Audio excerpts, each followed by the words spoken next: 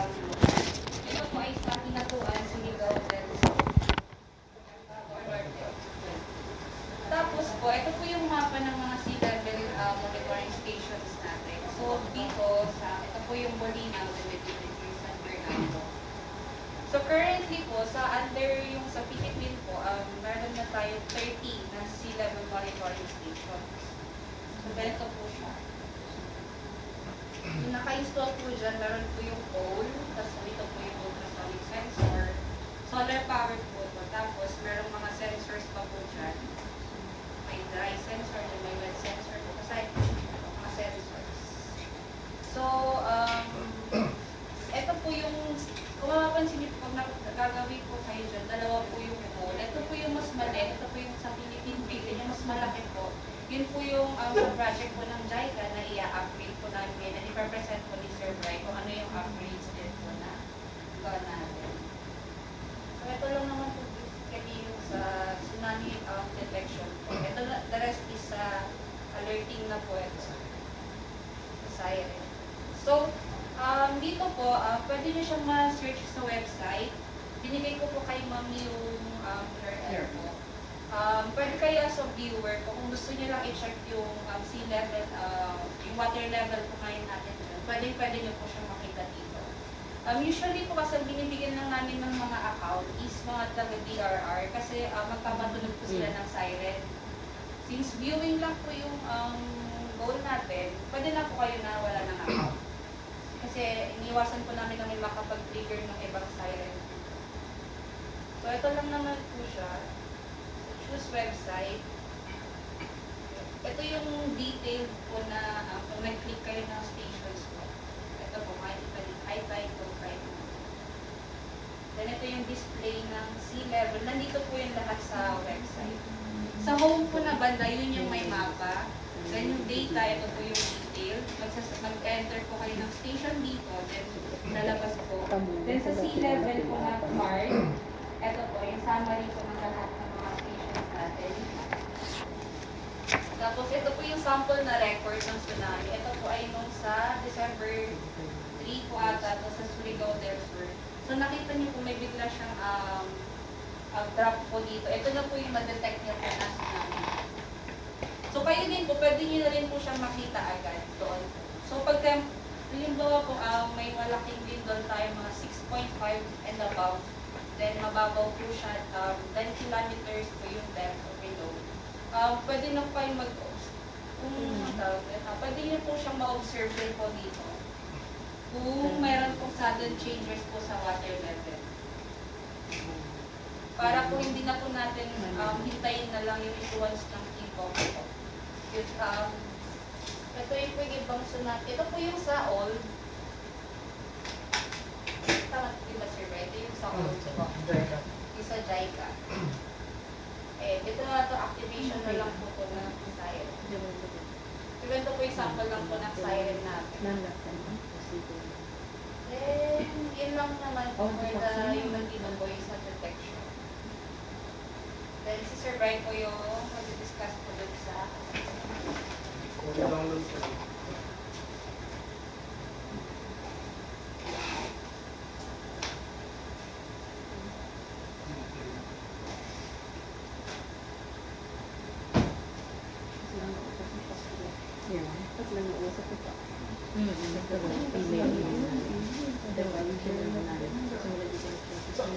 Add ko lang po dito sa dry and wet sensor. Pag nagkaroon, ang tsunami po kasi, pag nagkaroon na offshore ka, tapos meron kang subduction zone. So meron kang part na nagsasubside, meron kang part na tinutulak. Tapos, eventually, pag nag-slip yun, tutulak niya yung water above. Pag tulak niya at pagbagsak nun, yun yung mag-spread, yun yung tsunami mo. So ang unang gusto natin mag-detect, pag tulak niya ng tubig sa taas, mag-receive yung water. Siyempre may paghuhugutan siya. Pag umangat yung tubig, right above yung subduction zone, may paghuhugutan siya. Yun yung pag-receive sa mga shoreline. So yun yung gusto natin makita. So ngayon, pag nag-receive yung water, ang concept is, meron kang dry sensor. Pero actually wet siya. Wet siya all the time. Tapos, Pag nag-receive yung water, of course, magiging dry naman siya. So doon siya mag-trigger. Ang kapartner naman niya, meron siya mga wet sensor, which is in reality, dry naman siya. Pag naging wet naman siya, pagdating ng onset ng tsunami, doon naman siya mag-trigger. Tapos, meron din tayong ultrasonic. So, si ultrasonic, sea level lang yung minimum. Combination regular. Para hindi tayo reliant sa isang system. Sana naman. Sa atin.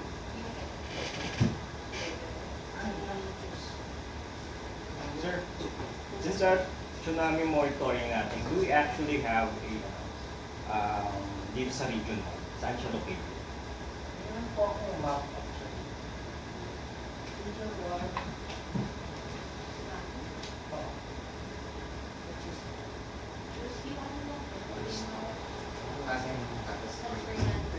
Hanapin ko po yung map. Sige po, sir. Yung mga sapat yung mga So, para mag-escape. Dalawa. Double. Yung extend.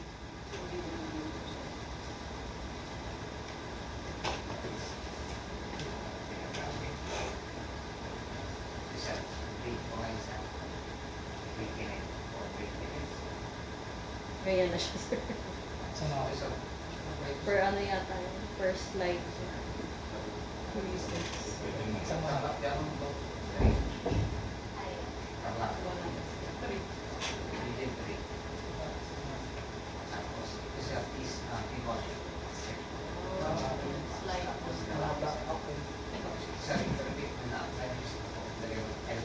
Ako po si Brian Nagasani. Part po ako ng seismic and tsunami network investment. So kami po yung nag-install, repair, and maintain ng mga equipment. So lahat po ng seismic, so yung mga pag-detect ng earthquakes, tsaka for sea level. Tapos meron din tayong mga meron din kami partners kung tsunami early warning system na good. Combination.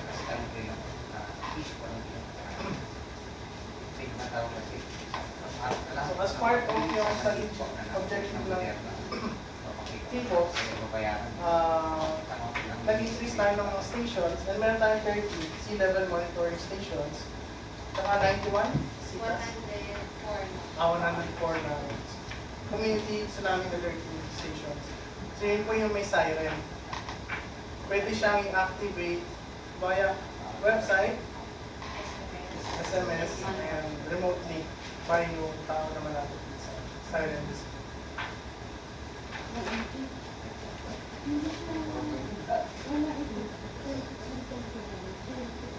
And so, medyo in-explain ko na rin naman kanina yung concept ng tsunami.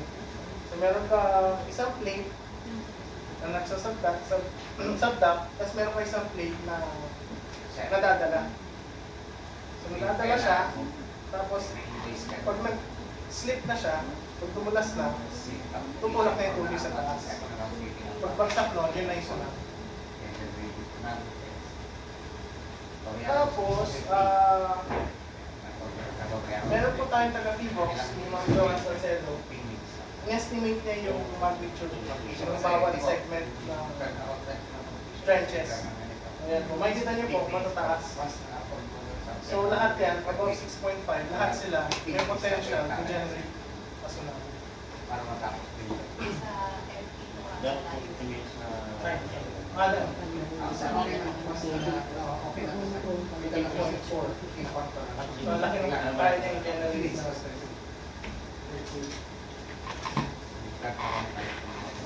ito po yung example ng tsunami, community tsunami alerting.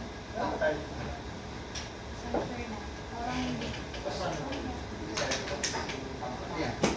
Meron siyang siren. So, anong range yung siren? Nasa 200 to 300 meters na po ata yung ranges. Pero parang may plans na bumili ng mas powerful siren para mas wide coverage. Naka-install na ba yan din? Doon sa, hindi. Ito po ay Siren. usually sa mga... Sa DRRM.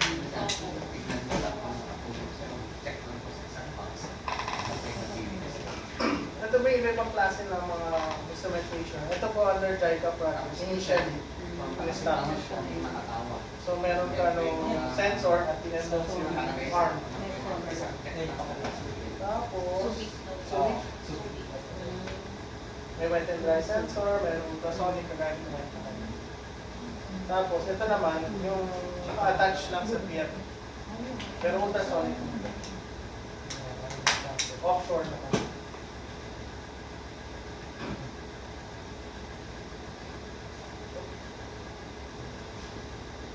So, ayan, naglagay lang po ako ng mga sample. San Luzon, San Paler, San Fernando, Philippines. Solar powered pala. Opo, para standalone siya. Light ba tayo dito sa port light ba natin?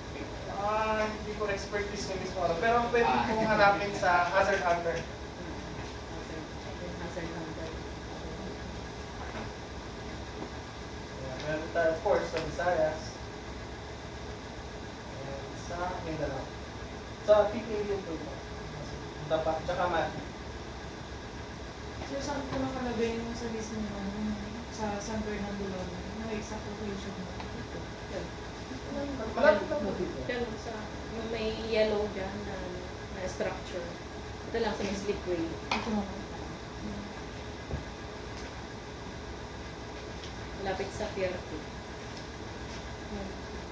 So, yung animation, dapat ito dito. Hindi siya mag-play.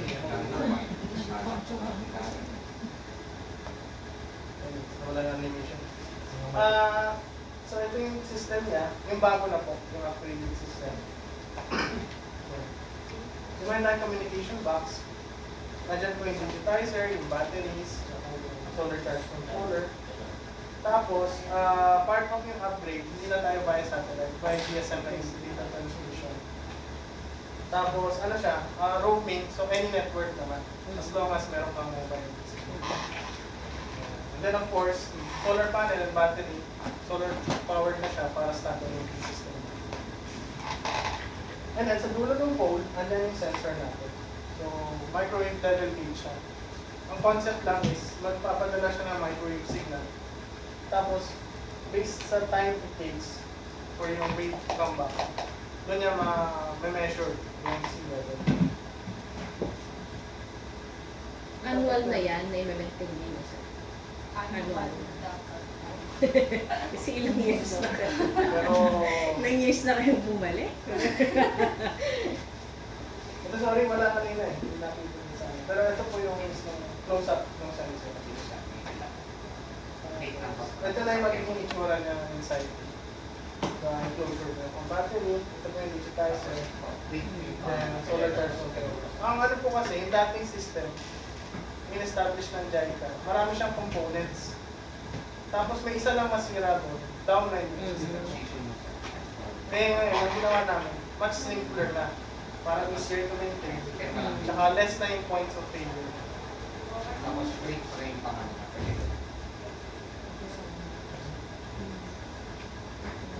Tapos, ang data po, kaya transmit per minute. Yun yung isa pang advantage ng system. Kasi yung iba, ang limit niya, 5 minutes. Of course, within 5 minutes, nakarating na yung tsunami. So, useless na siya. Tapos sinunod lang din namin yung advice ng isa sa mga professor sa Japan, Kamagaichi Sensei. Ang gusto niya, ang minimum, at least per minute. Yun yung ano, transmission. So, makukuha mo pa yung pag-receive ng water.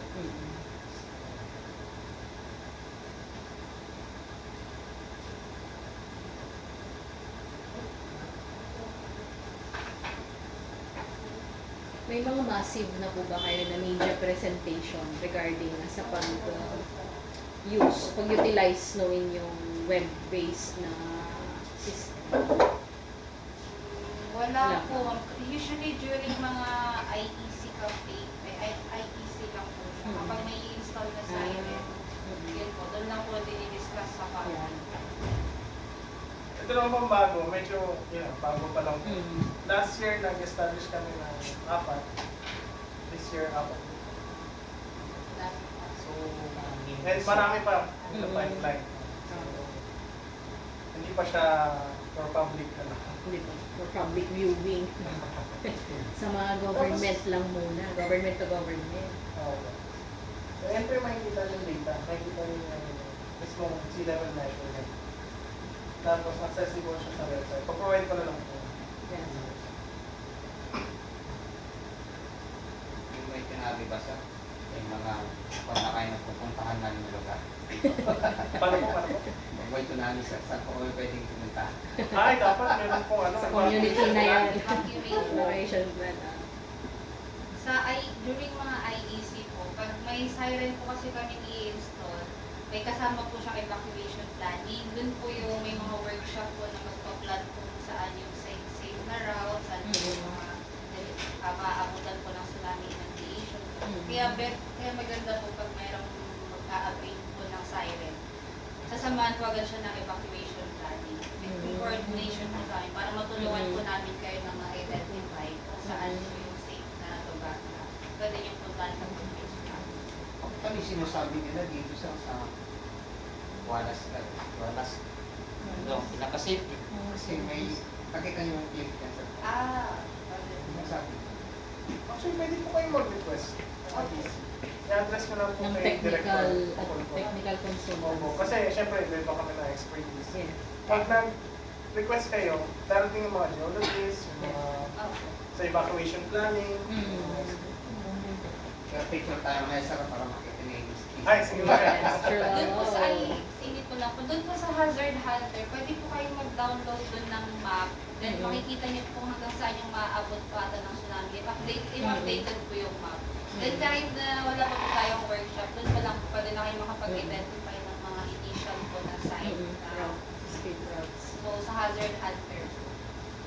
Actually, na-share din sa amin yan during yung training namin with OCD, yung hazard hunter, para ma-plan natin yung continuity ng business operations.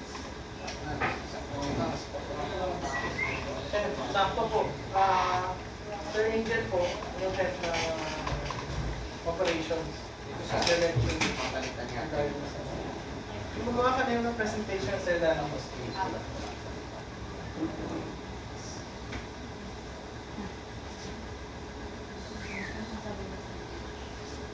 Hindi ko lang po mag-explain. Yeah.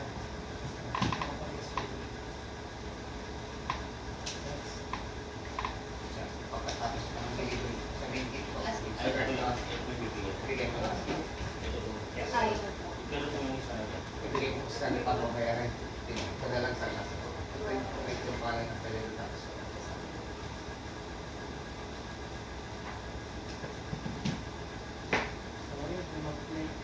Pero ang papakita ko sa akin dito, yung nagkaroon ng earthquake sa Chile.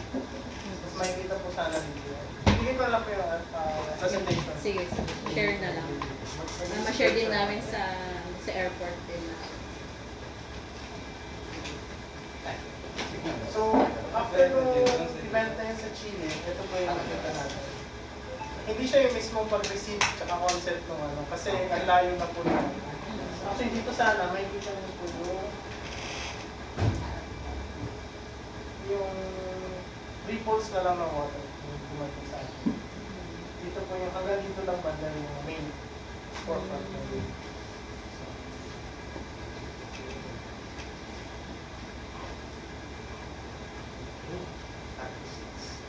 Tapos, ito po yung mga initial na tsunami information during an event. Pag walang trend, yung tsunami trend. Sa website, tapos minor sea level disturbance na. Kagaya nung sa Chile, basic disturbance na mga condition.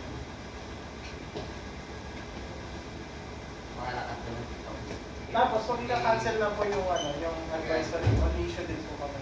Written notice. Safe and safe. Safe Ito and naman safe. po, 1976 sa Morogao na tsunami.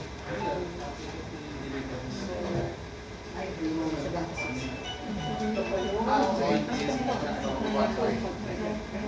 yan. So, very disruptive siya. 9 meters yung height ng tsunami. Intensity 7 yung record na 8,000 kil. Tsunami po.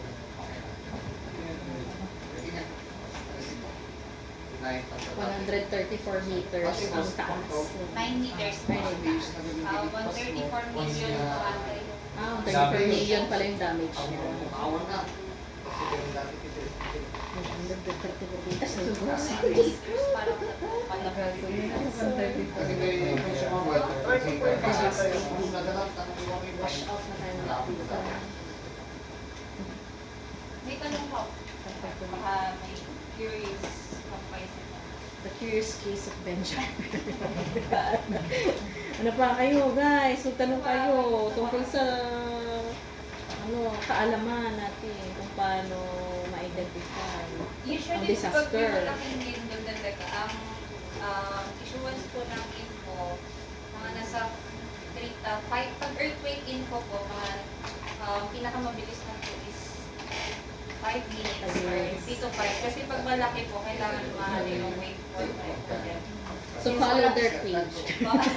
Kaya, para tinuturo din po namin yung, ano ba tawag doon, yung sa inyo po, paano nyo po siya naramdaman. Para hindi nyo na po hihintayin yung info namin. Kasi minsan pag may malaking lindol din po, nawala din yung signal po. Diba? So baka hindi nyo rin po ma-access yung mga website, gano'n.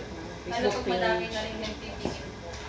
So yun po, usually pag talagang hindi na po kayo makatayo sa lakas ng lindol, maging ano na lang po tayo dito sa, kasi di pa po natin alam kung offshore siya or dito sa lupa. So, in-encourage po talaga namin yung evacuation ng namin po. Evacuate po natin yung lugar. Tapos sa tsunami po, usually nasa 10 to 15 minutes bago namin siya talaga ma-release. Kasi yun nga po, yung nabanggit po ni Sir Brian kanina na yung sa Pilipinas po natin, nasa 2 to 5 minutes pa po yung bato ng data niya. Then dito po sa upgraded na ano natin, 1 minute. na lang. So, hindi po porket may draft na pwede na namin sabihin sa namin to may konting mga human intervention pa po. So, usually mga nasa 10 to 15. Eh, sa ideal na, no, pag kayo yung naka-front po dito, baka 5 minutes pa lang po nandito na. Kaya So, Pag may mga barko mo. yun po. Wala wala na tayong magagawa. Nandiyan na lang. Kaya isa din po yun, kasi yung mga mawawash out po, baka matamaan din po kayo, kaya immediate evacuation po ang ina-advise namin pagka may mga lalaki. Kaya yung map na sinasabi, tinatanong mo kanina Yung sir. kabarko tayo, gusto mo sumaglag yung barko na kayo. Sab-sab dyan sa kung saan masabsab. Mga foreign vessel pa naman ang kinikater natin dito. Actually, yung nagtatantak din kami ng Drake. As remain straight at the Ayun, Sir Ronel, ano ka dito? Makinig ka. About disaster to. Ito, pakita ko lang po yung map. Ito po yung under JICA project. Link spread ng station. So, umpisa pa namin na yan. Dapat kanina pa ako pinapos. Then last year, nag-ulit kami sa Baler. Report ko. Tapos, London. Check sila. Then in the future, hindi ko kung marinig na po. Pero meron modernization ng keyboards. So magkakad pa po kami. Ito for the first 3 years pa lang.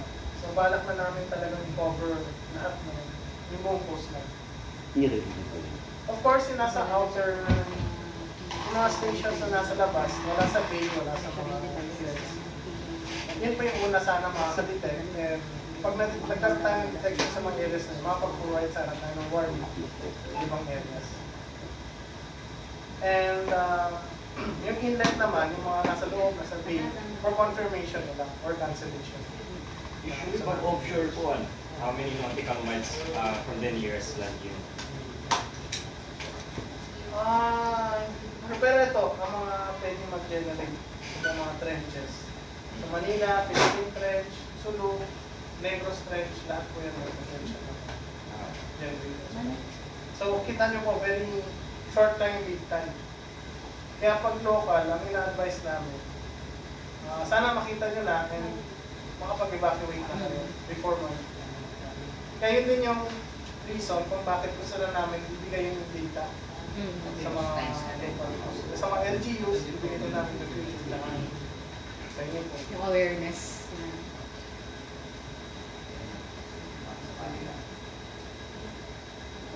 So hopefully by 5 years, na-cover na po namin lahat. Yung Ang problema po namin, may mga areas na talagang walang port. Kagaya nitong Eastern Mindanao. Ang hirap po maghanap ng port sa area. Maalong. Maalong. Malalim yata kasi dyan. Tapos as much as gusto namin magkaroon ng ibang mga devices like buoy, medyo mahirap kasi nababandalize. In the past, nag-try sila kaso nababandalize. Tsaka hindi lang naman sa atin, kahit sa Indonesia. Kasi meron dati sa Indonesia, in-install na buoy. Tapos, nawala yung device. Eh, may GPS. Na-track nila. Sa gitna. Nakita nila nandun sa bahay ng isang mga mangingisda. So, millions of dollars na waste lang. Maganda po sa Japan, meron silang fiber optic cable undersea. Kaso, medyo mahal po. Doon po sa wet and dry sensor nyo, I believe so. Parehas lang sila ng water ingress sa mga barko. No? At the moment na nabasa yung sensor niya itself, mag-send siya ng alert. So paano po yung maintenance ng ever? Kasi I believe so, pagka maano yan, di ba? Pag Usually, nasa, binabangayan po ng mga talaba. Shells. Kaya, ang target po talaga is dapat per sem po. Twice a year dapat po siyang mag-visit. Or kaya po sa ibang stations namin is may mga caretaker po kami kasi nagsasend po sila ng dapat po monthly report kung anong current status po. Then kung talagang kailangan na pupuntahan, mag-a-assign po kami. Kasi limited pa po yung tao and sa schedule po. Kaya hindi po namin matarget yung twice a year na puntahan lahat po ng station since 30 stations siya. And parang wala pa po ata sa 10 yung tao or 20 na tinanong. So hindi po ako puntahan. So yun po, sa caretaker po kami nagre-rely. Then kung ano po yung report niya, yun po yung bibigyan po namin ng action. So sa maintenance, sa ibang team po, linis sila po.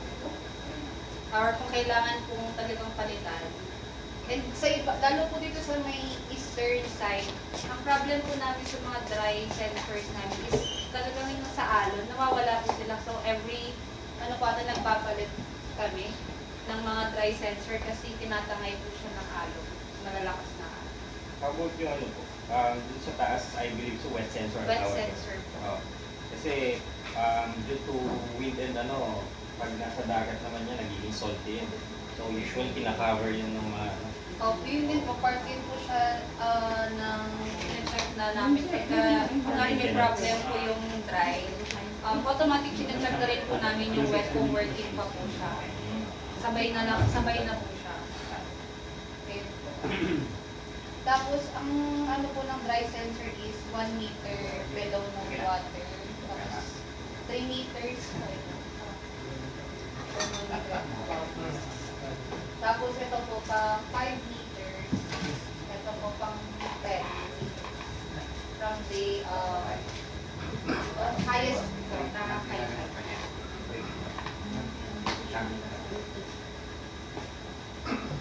So yung sensor po ng the swell itself lang, hindi niya ma-measure yung depth ng yung sounding ng gano'ng kalalim. Yung the swell itself lang, yung namamonitor niya. Gano'ng taas. So iba, hindi yung Dati po nag-try ng pressure sensor. Kasi yun nga, ang problema yung mga talaba. Nako-cover na yung buong sensor. Wala na business na. Mag-explore din kami gumawa niya. Sa Namria po ata kasi meron sila ng steaming well. So, tinatry po namin kung kakayanin po. Pero yun po, sa amin naman, isang purpose niya para lang po i-protect yung dry sensor. So, wala pa po kami ng steaming mismo na ginagamit po ng namin. Meron na po kami pilot station sa Maasin, Sarangani. Observe po namin if effective siya. Kaso yun nga po, nag-upgrade din po tayo. So, parehas sabay lang po. Nag-observe kami doon, may nag-upgrade din po at the same time. Kung anong system yung mas mature. Ang nasa pipeline po ngayon, in the future, Yung strap. Kasi may kapartner po ito na data transmission station. Something. May parang dalawa po ata yung site dito. Yung detection tapos wala po nga sa nakalagay yung site. Parehas po kami yung first time dito. Pero yung structure po na yun, in the future, ang balak is lalagyan namin siya ng GNSS. Kasi yung pagbitaw, magkakaroon siya ng konting lot information. So isa siya sa mga parameters to confirm na may parating na passengers na. Tapos, in the future, balak din namin maglagay ng strong motion sensor. Mapang, ano naman po yan, earthquake. So, pag 6.5 and above, pwede namin. So, kailangan namin mag-take kasi ng mga vaccines bago kami makapag-issue ng tsunami warning. Yung criteria yun yung sinasabi. Tapos, In regards po dun sa transmitting ng ano, solely, ano siya, reliant siya sa satellite ba or... ngayon hindi na po. Yung phone system satellite, ngayon GSM, mobile. Kasi marami kaming problem sa satellite. Una, yun nga, yung bayad, medyo mahal. Subscription. Tapos, pangalawa, minsan, yun nga, after a few years, yung satellite, ma-out of service na. Wala na yung maglipat. So, lahat ng stations na yun, dilipatan mo. I-align mo ulit. Yung problema. And then, yun nga, yung equipment, ang dami pa equipment. Meron ka ng dish, meron ka ng modem, ang dami. Ito, very simple na lang yung design. Yung animal sensor. Bato-bato na lang. Ay, meron po yan. Nag-research na sa earthquake naman po. Yung mga tarsier. Ayun nga, yung animal behavior. Abnormal animal behavior. Ang mga nag-research, so far wala Kasi pa. usually na yung sinasabi, yung nakaman ng mga hayop. Ewan ko, ano pa ba? May interest po sa research. No?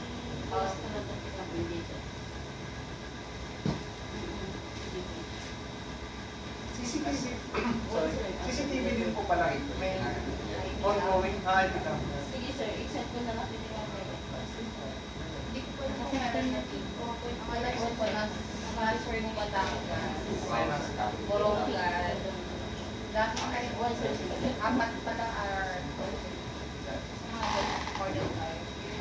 may income. Gusto namin po kasi, very rare na occurrence niya, pero very destructive naman. Hindi, nag-email kasi yun. Ay, naiulat. Morning. Meron public report so, pinasend ko.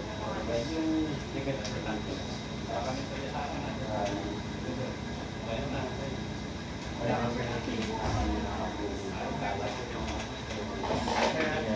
ito pang survey ko, na ano namin na, na nagpa-park. Ayan, doon po pala nag-detect din po ng sensor po yung nag-mark ako dun sa ilalim. Nagpunta Address ko na lang kayo, send ko na lang mamaya. Yung bakit malalaman ko? sa batok. Nag-email ako. Yes, sa Perak. Tapos yung Jay. Isa. Dati na. Pero may Sir Kurt, anong oras yung paper? labor processing of ito.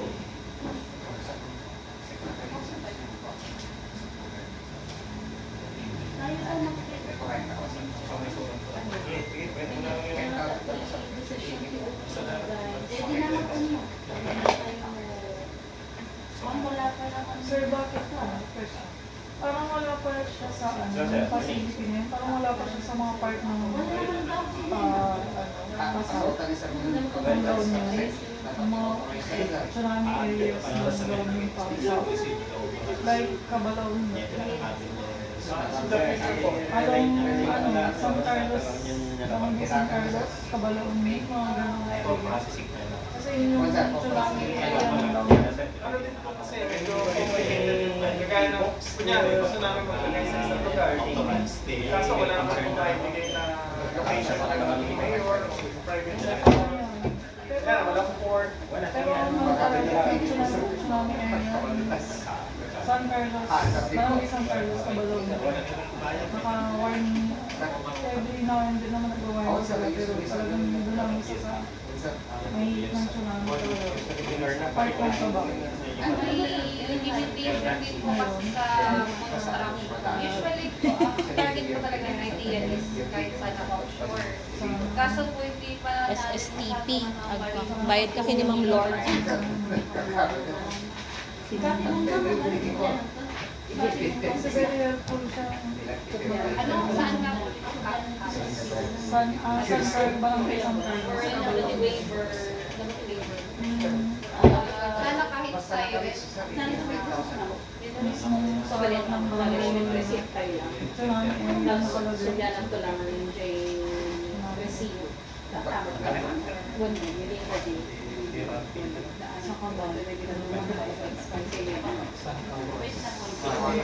Nagpapalit ako sa dito.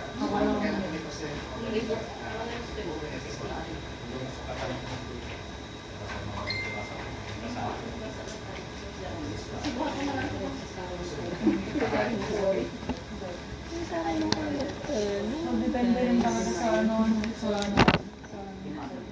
LBU. Sa community. Kasi kung mag-i-initiate sa anong number din kamo din naman po kami? I-cover kung kadamdaman na lang po. I-cover mo na lang kay Janine ni SST. Kami po yung Si Aiton ba? Wala man mo waiver lang. Attach ka lang namin. Palagin. Kasan kayo?